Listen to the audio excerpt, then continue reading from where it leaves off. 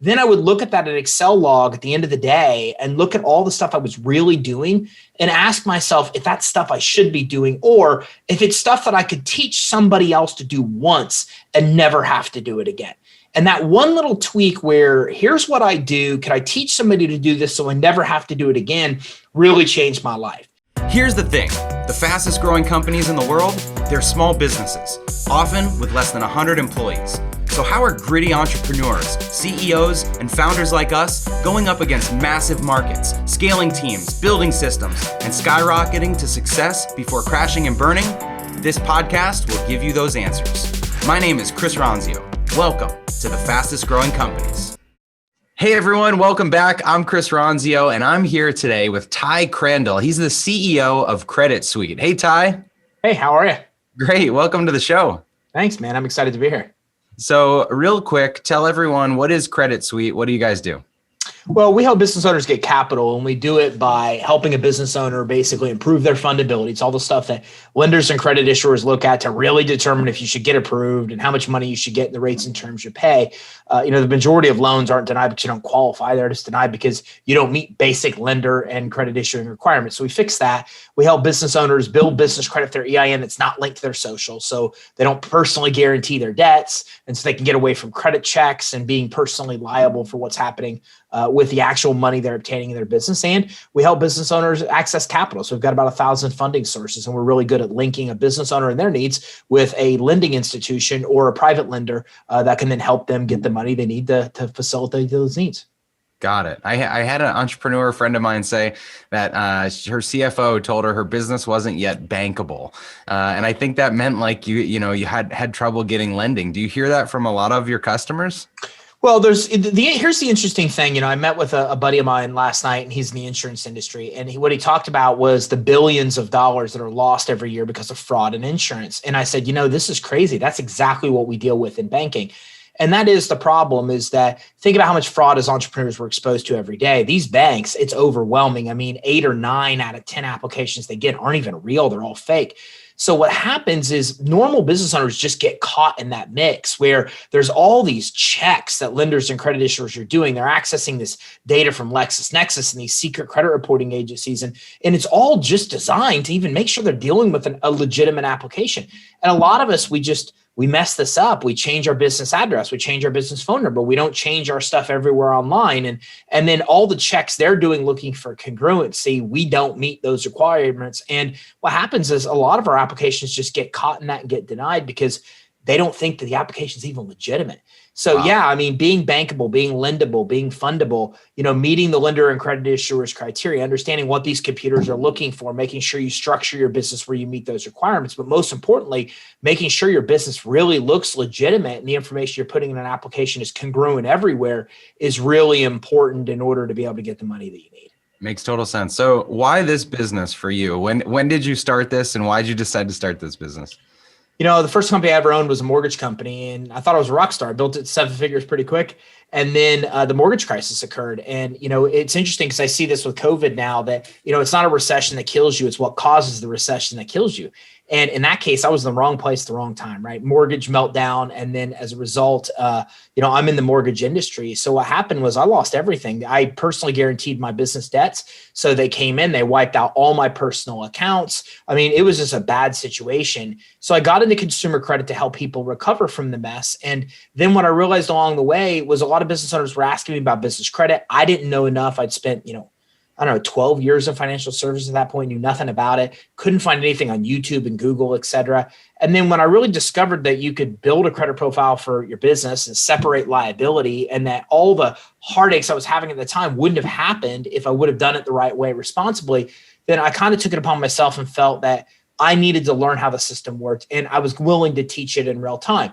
And so it was really kind of a self-exploration thing where I would go learn Dun & Bradstreet, what they do, how they work. And then I would put together a PowerPoint and I would teach it and just put it out in the world. And then it was months later that I realized that a lot of people were following what I was doing. And we built a tribe and we built a company and products to be able to serve business owners. And just been on that quest ever since to get behind the scenes and figure out all the stuff that banks know about us that we don't know they know, how they make decisions, how we get caught up in this trap of not getting what we need, not because we don't qualify to get it, but because of all this other information that's being obtained about us.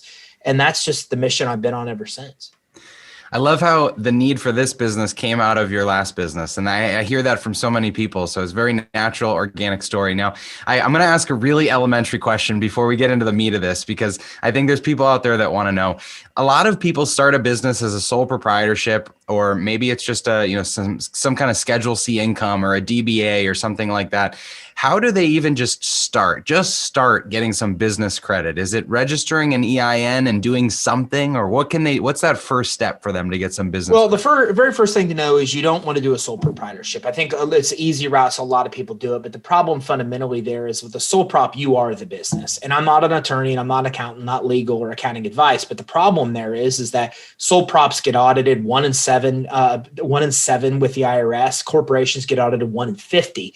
So significantly better chance of getting audited. But the further problem is that you are the business. If the business ever goes under, then you're personally responsible for all those business debts. If the business ever gets sued, well, then you're getting sued as well. So you really have to create some layer of protection between you and the business. And that's corporation, that's LLC, that's even partnership in some cases as well. But yeah, it's coming in and it's setting up the business the right way from the beginning. There's over 125 of these fundability points, but some of the basic stuff that you want to do is try to avoid names that indicate you're in high risk industries.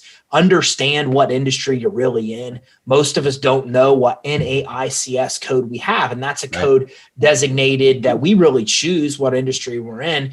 And this is used by credit bureaus, it's used by lenders and credit issuers, it's used by the IRS, it's used by the SEC. A lot of things are done comparing us to other people in our industry, and if we don't even know what industry we're in, it's problematic. So you need to clearly know what your NAICS code is. And I'll give you an example. You might say you're in real estate, but there's 32 subcategories of real estate. So you have to really know what you're doing. And when you're applying for loans and credit cards and even setting up a bank account.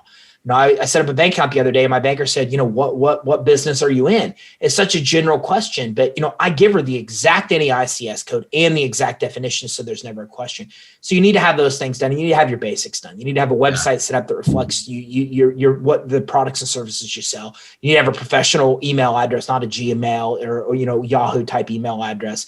You need to have a business address. You need to have a business phone number. Voice over IP works, virtual address works, but you don't want to use home addresses and PO boxes, UPS addresses. Sure. You don't want to use home phone and mobile phones on application for credit or financing. The easiest way to explain it is just when you fill out an application for credit financing, you have to think about what's being asked. And every answer you're putting down, you have to really ask, does it reflect that you're a credible business? Does it make you look legitimate? Does the answer you're putting down there creating the perception that you want a lender or credit issuer to have? And if the answer is no, you're really going to take a step back and just structure your business and set up a business where you look reputable, you look credible. And if you kind of follow that advice, and I think you'll get some of the basic fundability items down. Yeah, it makes sense. All right. So over the last few years, you went from 11 to 70 people. Now, I want everyone to understand how you guys actually make money. Is it courses? Is it consulting? Is it fees on lending? Like how does your business generate money to add more people to it? Our main forms of revenue is software sales. So what we do is sell a product called our business finance suite, and through it, our customers can build fundability, build business credit, and they can also get financing. And they work with our funding team and our advising team to help them through the step-by-step software. So that's the majority of what we sell. And that accounts for, over 80% of the revenue that we bring in. We put partners in the business of being able to offer business credit financing as a service as well. So we have a partner program where they resell our product, white label. And so with that, we also come in and we help them buy wholesale units that they sell retail. Well, then they have upsells there where they're able to come in and get more access to us, more access to getting paid on funding products, et cetera. And then we make commissions on the funding that we help with, although that's a very small portion of what we actually earn there. Okay. So our revenue comes from a lot of different places, but it's usually some subscription upsell revenue. It's the sales of our actual software, and very small amount actually comes in back end commissions from funding sources. So as you went through that journey from 10 or 11 people up to 70 today, what do you think the secret sauce is? Like, what really took off that enabled you to just keep growing? What makes you different from other people that might be doing this? Well, first of all, you have to have a scalable way of doing it. I think a lot of business owners start with referral and that type of marketing, and it's just not scalable. You can't scale business on that. So I've really found that scaling a business marketing wise, and that's my strong suit is marketing and sales, it really has to happen on two pillars. You have to have organic growth, which means you have to be really good at creating and curating content and distributing that content. You have to be able to do live streams. You have to have organic social media where you're putting a lot of that content out in the world. You need to have a podcast. You need to have as many distribution vehicles as you can to delivering good quality educational content. So my world, I don't want I don't feel like my mission is to help people build business credit. If that's truly my mission, then I can't charge everybody to do it. I need to be willing to, for free, educate people on how to do it and give people a choice, whether they go the free longer path or they go the shorter path and work with us direct. So I think you have to be very good at educating and curating content and distributing content. On the other side, you need to get into paid digital. You need to be able to find scalable ways to grow the business, to increase ad spend and know you spend $1 and get $3 in return. Nowadays, Google and Facebook, the statistics are crazy, like 80-90% of all advertising dollars are spent on those platforms for good reason, because they have a lot of information about us and they help us really target market our customers. So that's it for me. It's that simple. If you come in and you're very good at curation and distribution of content and providing quality education, and you combine that with a well-orchestrated sales funnel that, gives away a lead magnet, a free guide, a free report, something of value, gets people to a sales funnel, again, delivers them consistent value. And then from there, you get them onto a sales call where you, again, deliver consistent value to them on a consultation or sales call. I think that process could be adapted in any business. Now, that doesn't have to do anything about the staffing, and I'll answer questions on that. But that, to me, is how you could take any business from startup to 7 or 8 figures fairly quickly, is those two pillars. So you mentioned going from referral into marketing and sales, and the same was true for me. My last business was a consulting business, and it was mostly referral driven, whereas Trainual, we have a marketing engine that runs it. And I think that's a really hard transition for a lot of businesses to make. So did you start this business at the very beginning with those kind of marketing efforts, or was there a key hire in your first few people, or how did you give yourself the marketing muscle to be able to do this? The funny thing is, when I think about when I started, and I'm not saying this proudly, I kind of laugh about it because it makes me think. I went to Upwork at the time, which is where Upwork Odesk was at the time. Yeah. And I got list builders for $1 an hour, which you can no longer do. I think they start at $4 an hour.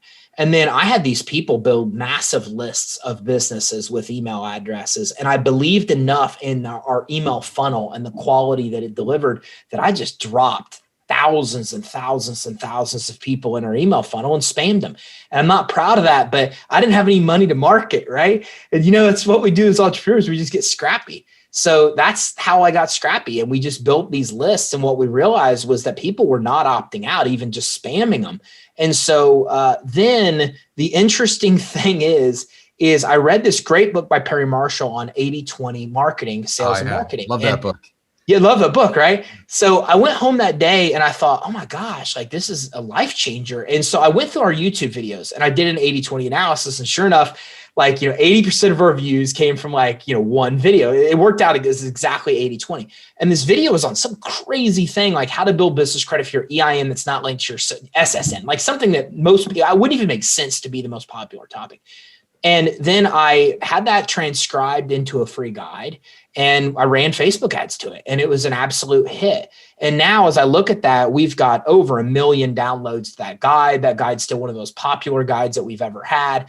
And once I figured that out, then I started to turn it up and scale and, started to measure everything through and realized we got a positive ROI and spent more. And then anybody that's done Facebook ads knows what happens next. I'm like, okay, this is great. I'm rich. I just turn it up and everything happens. And the minute you turn up volume on Facebook, everything falls apart. And then eventually it got to it never works out that way. It's hard to scale with Facebook for some reason. So then at that point, we needed to bring a marketing person in, and we had enough evidence that what we were doing was going to produce an ROI that we knew we could scale the company based on increased ad spend. And then we brought somebody else in to just handle the moving target that Facebook and Google advertising and marketing are, and, increased our spend through time. And that's where we are now, where we spend, $1 million plus a year on those platforms. It's funny when I read that book and I audited my website and all my content and what I was putting out, I had this one article that was like how to get a mortgage as an entrepreneur. And I know you came from the mortgage business. So it was like my experience on how I struggled to get a mortgage as an entrepreneur. So I put together this massive checklist, and this thing was ranked #1 on Google, like above Forbes and above Inc. and like all this stuff. It was getting tons of traffic. And so I'm scratching my head, like, how do I turn this into revenue? Am I going to start selling mortgages? It had zero to do with the rest of my business, but it was just this like lighthouse piece of content. So it's funny when you do that audit. Yeah, it's a crazy thing. And who would think, right? How to get a mortgage, like as a business owner's entrepreneur, that just doesn't even make sense that something like that would rank so high. Right. But it really goes to show how little we truly understand what our audience really wants and the importance of using metrics and KPIs and data to really be able to track them. And, the funny thing is now is that still our second most popular guide. Our first most popular guide has to do with 17 credit lines. And again, we found that with an 80-20 analysis, just figuring out on YouTube what clearly stood out, building a guide around that piece of content, running campaigns around it. So now I just think that's the way to do it. You just put out tons of content. You find what really stands out is leads driving tons of leads. Then you make that into a lead magnet. Then you push traffic to that through ads. And you could work for years and years. Like I said, we've downloaded well over 1 million downloads of that one guide. So this could very quickly, easily turn into a whole marketing episode. And I think people need to listen, to the 80-20 strategies and think about your content and think about the importance of marketing. But I want to shift and just ask you a question. As you went from testing those kind of marketing efforts and to hiring a dedicated marketing specialist, it sounds like, was there a point in the business where you went from general people, your first few people, to specialists in all areas of the business? The interesting thing I think along this journey has been is that we, and I think I can say we, because I think all of us entrepreneurs are the same way. At one point we sit there and go, man, how do businesses like Amazon or Oracle or any of these things have this many people? Like, how do you manage that many people? And then when you put the trenches and you have to start scaling and doing it, you understand, you figure it out, right? You read every book and you really figure out the best way to be able to do it. So for us, it's interesting because we've probably had over 200 employees and we've only had less than, I think, 4 or 5 ever quit. So our retention's insanely high. But it's really high because we hire based on core value and cultural fit. And we believe most skill sets can be taught. And so that's a strategy we've adapted for a very long time. We don't necessarily seek out experts in their field. We prefer to find people with some expertise in the positions we're hiring for. But what we care most about is cultural fit. If they're a good cultural fit, we bring them in because that means they'll stay and we can spend the time and money in giving them the education they need to be able to succeed. So attitude in that example, over aptitude, they say, right? Yeah. Yeah. And I think it's very true. I mean, we've had this massive success. It's interesting because it also gives the ability to move people around in roles and have them handle multiple roles, or in career planning, figure out where they want to go. And it's oftentimes not where they are, but we don't care. It's not like we got a salesperson that was a master salesperson. We kind of help them develop those skills. So if they want to go to business development or somewhere else now, it's not that big of a thing for us to change and keep them on the right path they want to be career-wise. So in that hire, we hired Jen, and Jen was a guy that had some marketing experience behind him, had worked with a smaller company, and he's still with us today, and it has worked really well. So that's kind of how we hire and how we go about finding people that are a cultural fit, and then bringing them in and helping them further develop the skill set to be able to adapt where they are now. We've really realized the importance of A players, and an A player is somebody you can let loose and they get the job done if they understand the mission to accomplish the job without coming back to you again and again and needing help. They just go execute and get things done. So what's your process then on tracking that career path, on keeping the conversation, the dialogue open so you understand when someone wants to move from sales to business development or whatever it is that they're doing? Well, our team leads have a review process every quarter where they go through with an actual team member, review where they are up to date, have a career planning session of where they want to go, what they want to do. Are they on track with where they want to be? What does it look like for them a year from now, 3 years from now? Where do they want to be? So we go over that every quarter with each one of our team members. The team leads does that in a quarterly assessment with the team. So 70 people now, how does your workload look? What is your job these days, and how has that evolved over the years? I feel like all my jobs have been taken at this point. Look, we built Credit Suite from the beginning with exit in mind. And so you have to be able to pull yourself out of the business. The business has to be able to run without you. So first of all, happens with a good business partner. And I'm not saying you need that, but my life changed when I found that. When I figured out that I'm really good at sales and marketing, those are my loves. And I'm not good at operations and all the detailed stuff. And I found somebody that was really good at that stuff. And then we butted heads a lot because we're very different. And then we realized that we're different, which is great, like yin and yang. And then we were able to play off each other and put our strengths together. That was a big difference for me because it gave me the ability to do what I love, which is sales and marketing, and not do the legal, the billing, all the stuff I do not want to do. And so that worked out really well. And then it just kind of comes down to, you start to, when we get to enough people, which is 5, then we, assign a team lead. Those team leads then assign that team of 5 people. And then we work diligently to make sure that those team leads have good training, good access to information, quality people. We just got off a training session before this started with an outside expert that came in that taught all the team leads things about communication, for example. So love it. Yeah. So any tips for someone then who's struggling to let go of the things on your plate? I love that you say all my jobs have been taken, but that means at some point you had all these jobs and you've, behind the scenes done a great job passing those jobs off to other people or finding the right people. So for someone that's listening and still holding on to the reins, what would you say to them? I like to define myself as the laziest workaholic you'll ever meet. And, by that, I mean that I am so big on delegation and automation that I will work tirelessly to build systems that automate processes so I don't want to have to do it. So you have to get really good at technology. And there's this great book I just read about like what to do when machines do everything. And it's really fantastic because it talks about AI and the development of technology and digital tech. And how you really need to use that and adopt automations and systems and where the future is going and how that needs to be an important part.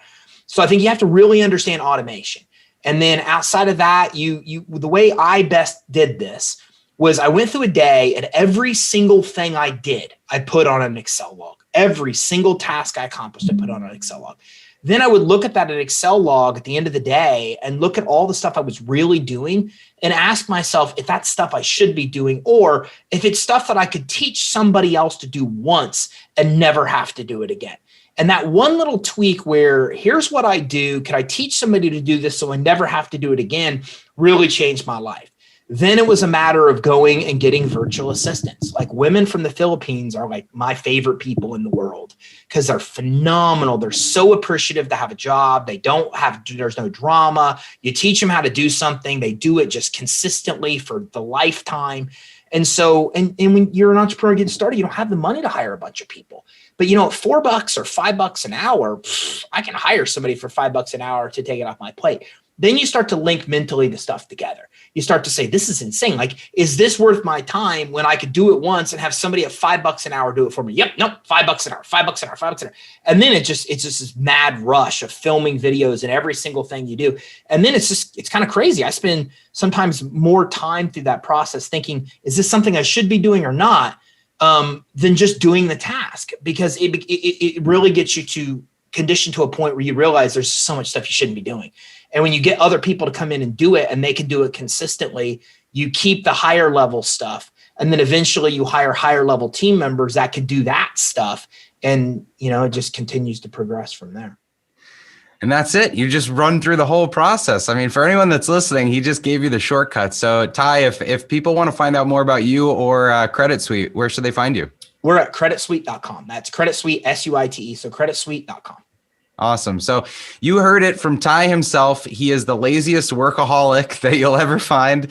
And he's grown this business from about 10 or 11 people up to 70 people in just a couple of years by doing the simple things, by delegating, by handing off jobs until he doesn't have any left, by documenting the things that someone else could do more cheaply than him. And so replay this episode, go listen to his tips, and pay special note to the marketing, the investment in marketing at the beginning. That was the real lever for him being able to grow his business. Ty, thanks so much for being here. Thanks for having me, Chris. I had a blast. Hopefully you can all borrow a page from Ty's playbook as you build your own. We'll see you next time.